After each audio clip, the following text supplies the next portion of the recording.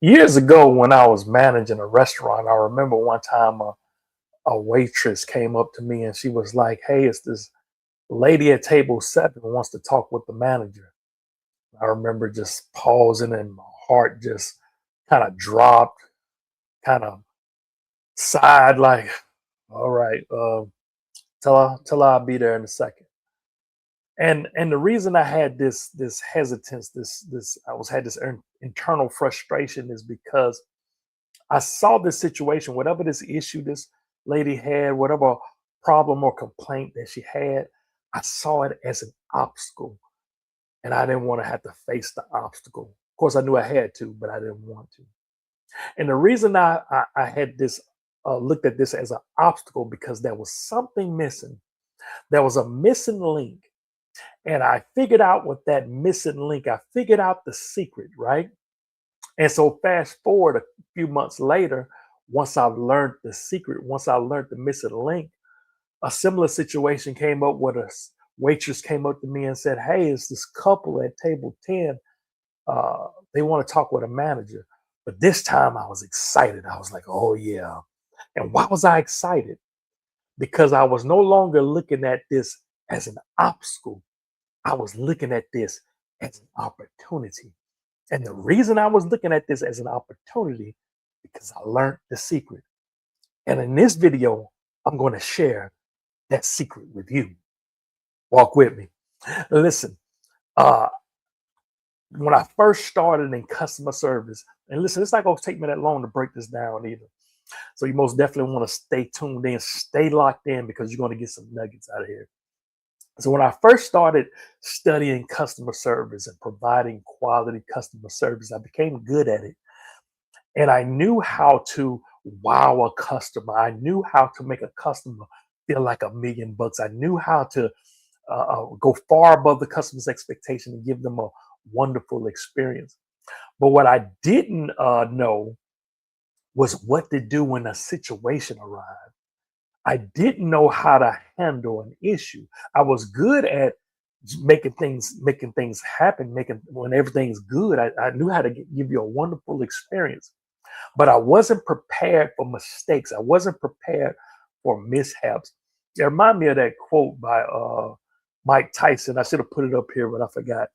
But you may have heard it before. But he said something on the lines of this, like, everybody has a plan until they get punched, right? And so I had a plan.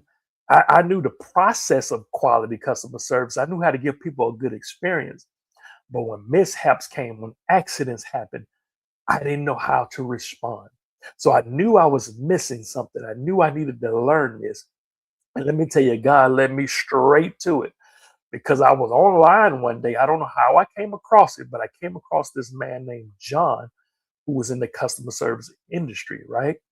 And he was talking about this same subject that I was searching for.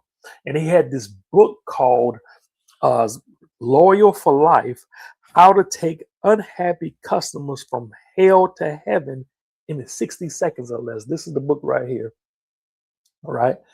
And he had the book where you can purchase, or he had it right there on his website where you can just read the PDF file for free. So I read the PDF file. And when I was reading it, it was so good. I said, "Oh, this is the missing link. This is the missing uh, uh, item. This is what I need to learn." And it was so good that even though I can read it right there on the website, I said, "Oh no, I got to have this book because I need to highlight it, mark it up." And so I ordered the book, and that's what I'm going to be talking about today. And listen, in case it's your first time here, I'm Billy Miller, and listen, I love books. I've read hundreds of books, so much. I love books so much that I dedicated this whole channel to sharing with you the different books that have impacted my life. And so in this video, this is the book I'm going to be talking about. And this book really helped me to figure out how to deal with situations when things go wrong. And then listen, if you're interested in this book, I'll put more information in the description of this video where you can check it out. But I read this book, man, and then I learned what the secret was. The secret was service recovery, right? As a matter of fact, and like I said, when I got through reading this book, I saw it as an opportunity, and we're gonna get into it. But listen, this is one of the things he put in the book.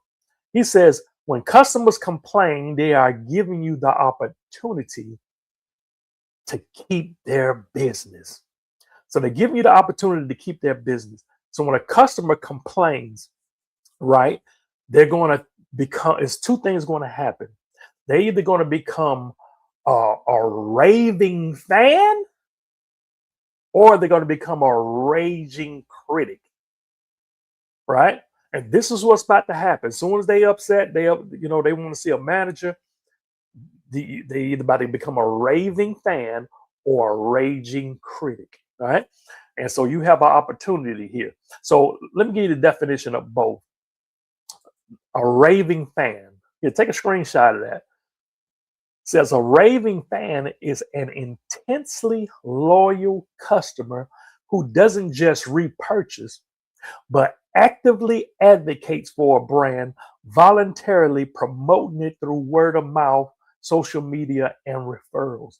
So once a person becomes a raving fan, not only are they a returning customer, but they'll go and shout you out word of mouth. Oh man, you need to go there, right? And that in turn helps any business, right? So when a person has a complaint, you have an opportunity to turn this customer into a raving fan. Now, if you don't handle the situation right, they're going to become a raging critic. What is a raging critic? A raging critic is someone who will badmouth a business due to experiencing extreme frustration, anger, or disappointment, often due to unmet expectations, product failures, or poor service experiences. So this is somebody who's going to badmouth your business because they just felt like they was treated unfair, they felt misunderstood, they felt like you didn't care, whatever the situation is, right? And so the answer that I found in this book, the thing that's going to determine if you're going to turn them into a raving fan or a raging critic, what's going to determine that is what's called service recovery. And that's what I learned in this book. It was a new term to me. And I said, oh, this is what I need to learn. And so you may be watching me right now saying, and you may be already in the industry, and you may be saying, oh, service recovery, I already know about that. Well, I'm here to tell you, a lot of people don't really understand what service recovery is. A lot of people don't really know what it is. As a matter of fact, let me put another quote he had in this book in here. Look at this. Take a screenshot of this. He says, unfortunately, few executives and managers understand service recovery. And if they don't understand it, it's a given that their employees don't either. I'm here to tell you that a lot of people don't understand service recovery. A lot of people don't understand service recovery. They think they do, right? Because they think service recovery just means saying I'm sorry or apologizing. But true service recovery, real service recovery, is more than that. And as a matter of fact, let me give you the definition to service recovery. And take a screenshot of this as I put it up on the screen or write it down. Service recovery, this is the first part of the definition, is putting a smile on a customer's face after you've screwed up. You done messed up, but you figured out how to make them smile again. That's the first part of the definition. Let me put the second part up here. Service recovery is solving a customer's problem or complaint and sending him out the door singing praises, feeling as if he's just done business with the greatest company in the world. Take a screenshot of this. I love that definition. You not only solve their problem, but you set them out the door singing praises, right?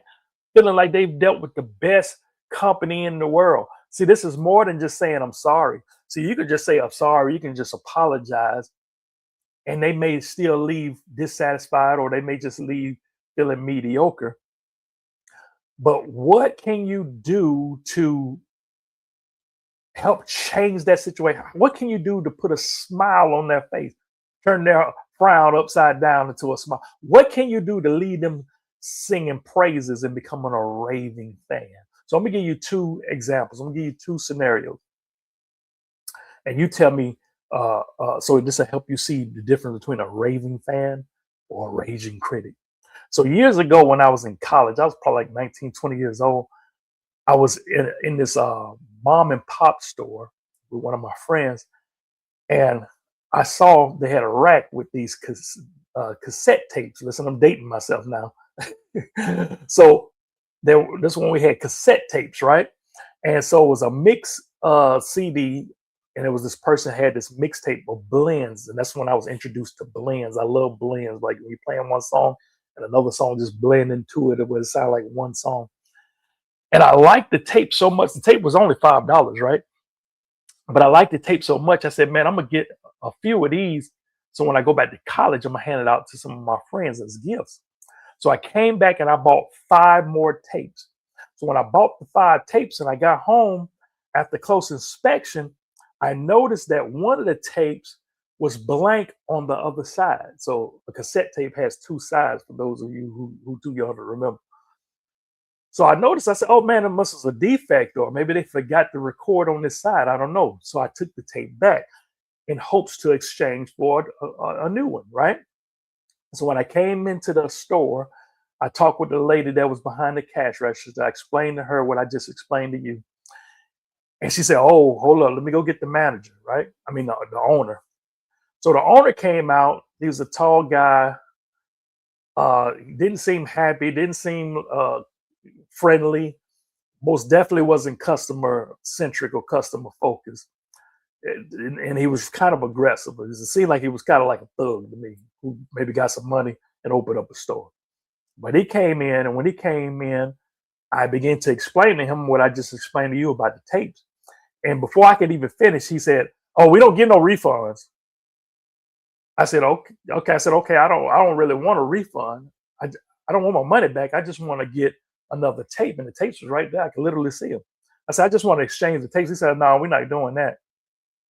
I said, "But yeah, but the tape is blank on the other side." He said, "Man, it's a $5 tape." I said, "Yeah, but I paid for. I want to have the correct." Dude, it's a $5 tape, and I could tell it was about to go left. So I said, "Okay, you know what? Let me leave because I was only about 19, and this is a grown man, and it looked like it's about to go left." So I left that store and never returned again.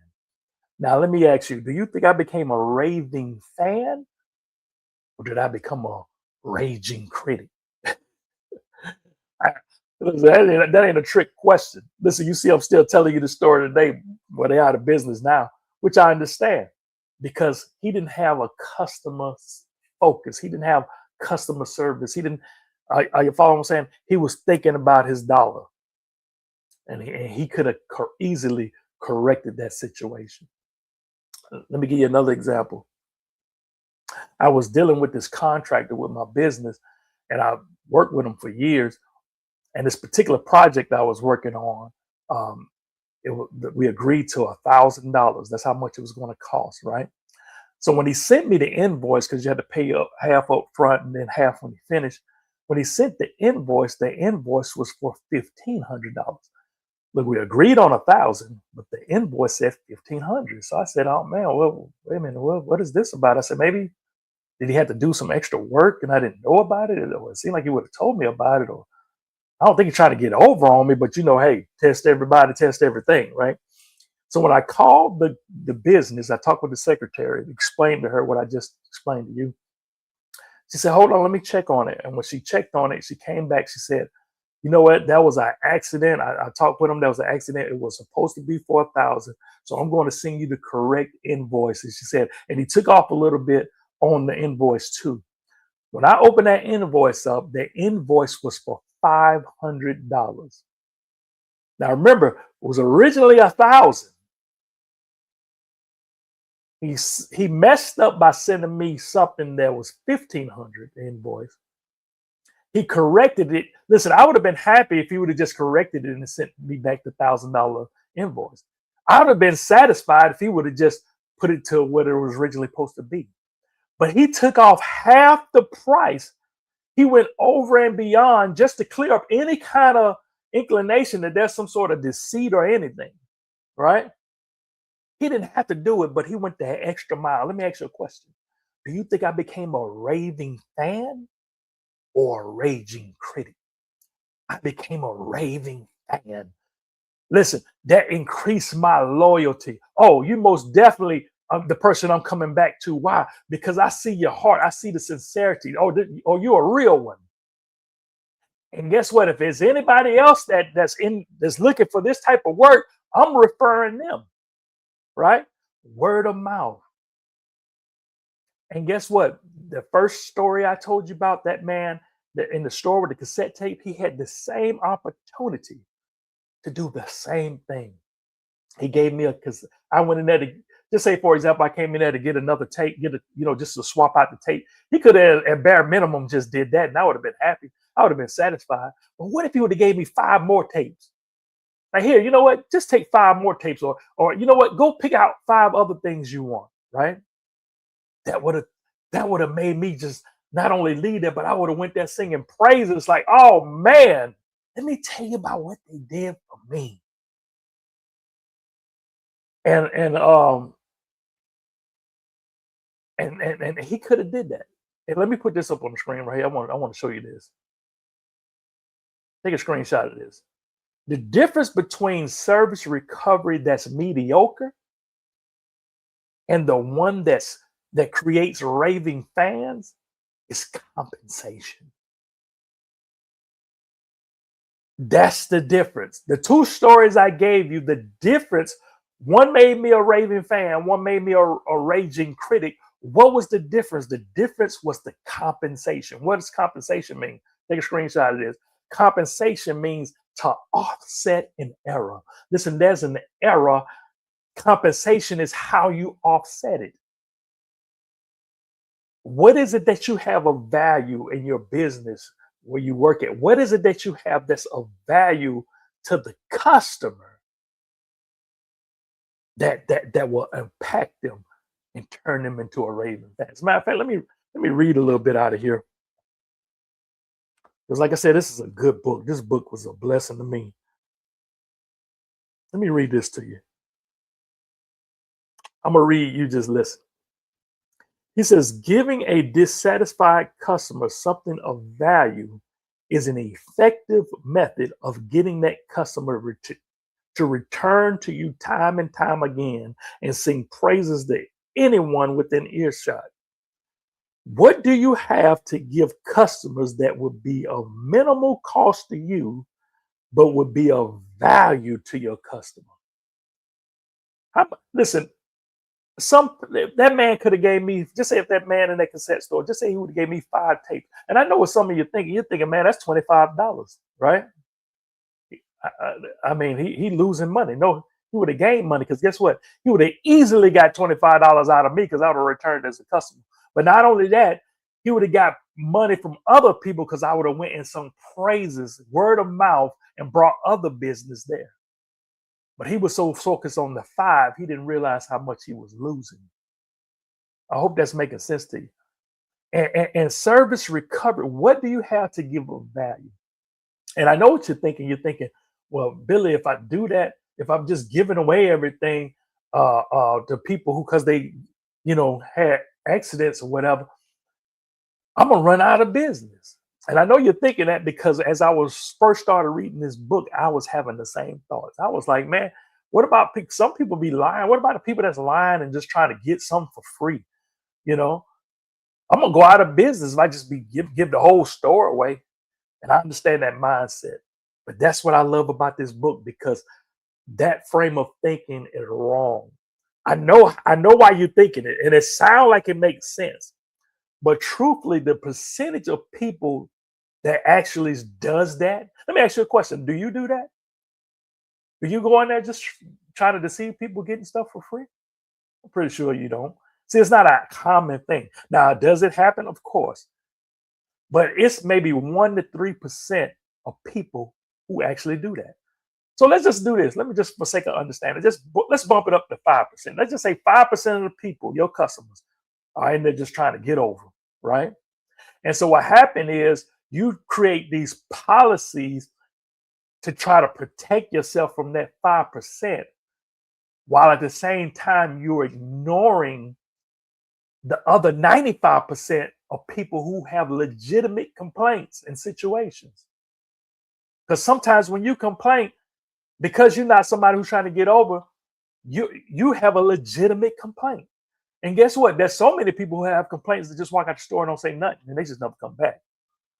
But because you give a complaint, you're giving that company an opportunity to not only correct it, but to turn you into a raving fan. I hope that's making sense. But if you came into a place and I treated you, just say I had a business, you came in and I treated you like you just up to something, I'm all suspicious. I think you're just trying to get over. You're going to feel uncomfortable and you're not coming back. But I did all that because I was trying to protect myself from that 5% of people that's trying to get over. I hope this making sense to you. Listen, if it's making sense to you, hit that like button. And I know that guy who owned that store. I know he in his mind, he's probably like, oh, I don't care about him leaving. I get another, I get somebody else to come in and buy it, right?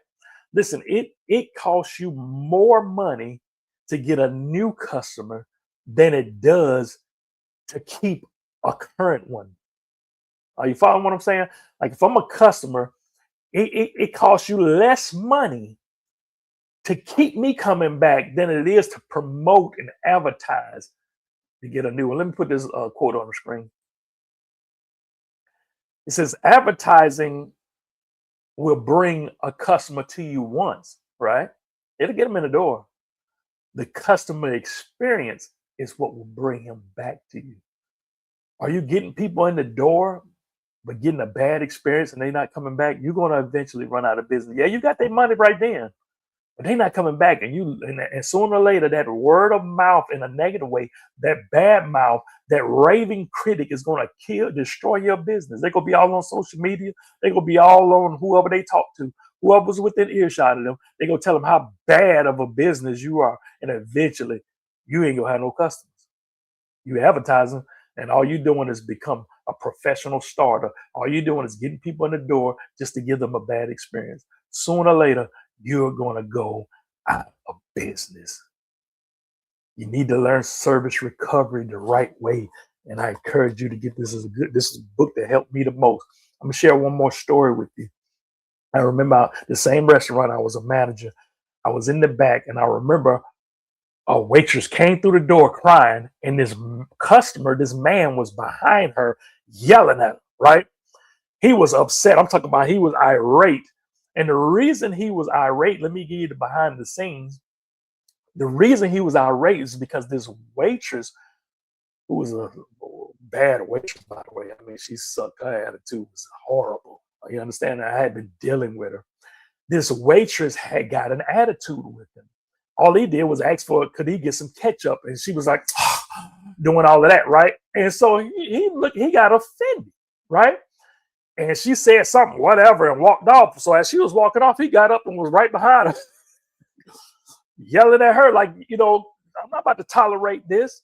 So as soon as I saw this, I was like, I separated the two. I said, hold up, I told her to go to the back. I handle this, right? And I went and talked with that customer. He was there with his wife. And the first thing I did was I calmed the situation down, right? I talked with him and I said, listen, hold up. This is not something we accept. I'll deal with her. He explained the whole situation to me. And listen, I could have given him to another server, right? But listen, I was so good at customer service. I'm the one who's teaching them. I'm the best in the building right now. So guess what? I'm going to be your server today. So I took time and I said, listen, I'm going to make sure you straight. So I most definitely gave them their meal for free. Let's just say their meal was $20 a piece, right? I don't think it was that much, but we just say $20. Let's just say it's $50. Let's just go on, bump it up just so you can get my point. Just say both of them would have spent $50. I most definitely compensated the meal. But listen, that's just bare minimum. Somebody could have easily said, I give you the meal for free, and they still would have left mad, right? But I did not only did I do that, I personally took care of them. And guess what? Even if there was another server or waitress, right, they could do a better job than me, guess what? They would have still had other people. Right now, I don't have no other. You're my main focus. And I said, I'm going to take care of you. I took their order, got everything, poured a drink. And while I was doing all that, I was having what I call effective conversation. Effective conversation, giving him the best quality service, right? And by the end of the day, he said, we're going to come back. And guess what? The next week, sure enough, he stuck to his word and he came back and he became a regular. Now, somebody might be saying, well, Billy, you just gave them $50. Guess what? They came back and they kept coming back. And I remember some time went by and they was building this, because this restaurant was inside of a hotel. They was building this new Marriott that was near our hotel, right? And the talk of the town was like it may be a threat to this business that I was at, this hotel that I was at. And I remember this same man told me, he said, what are your thoughts on this new place opening up? I said, well, they say it's going to be, this and that. And he said, you know what? He said, it's not going to hurt y'all. Y'all going to still be in business. And he said, the reason why is because of your service. He said, the reason you're going to last, the reason you're going to endure is because of your service. Remember, this is the same man that was running up behind a waitress because of a bad experience. But I turned it around for him. How did I do it? By compensation. I offset the error, not by just paying for the meal. That was almost a given.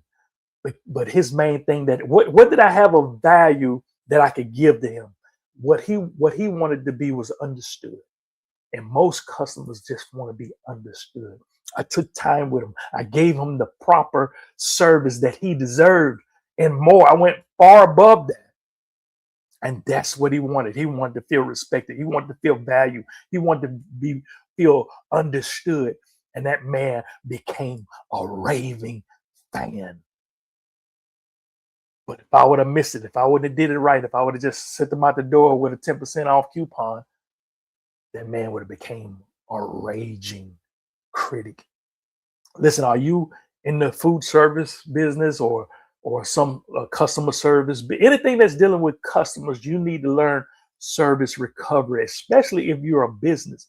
Because like I said, so many executives, so many managers, so many business are not aware of true service recovery. And that's what's hindering them.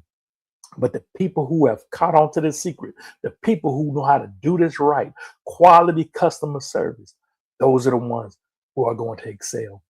Listen, I can go on, but if you want to know more about this book, listen, I encourage you to get it. I don't know if I haven't seen any of the paperback copies. I'm not sure if any of the paperback copies are still available. I know you can get them used, but you most definitely can download the ebook on Amazon Kindle. And I'm going to put my affiliate link in the description of this video. And my affiliate link, listen, there's no additional cost to you, but I do get a small compensation if you decide to purchase. And it is not a lot, but it's enough to give me a Reese's cup. But whether you go through my affiliate link or go somewhere else, I encourage you to get this book. This book has helped me, Loyal for Life, how to take unhappy customers from hell to heaven in 60 seconds or less.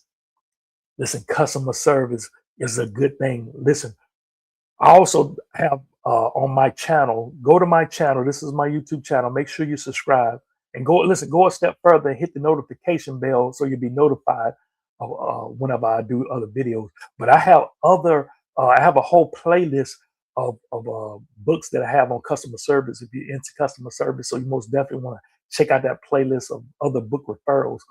But I also want to share with you a book review that I did of my favorite customer service book. My favorite customer service book, and I'm going to put it right here. So you just click right there and watch that video. Listen, I love you. Take care. Stay up. Stay blessed. And always remember that the word is your life.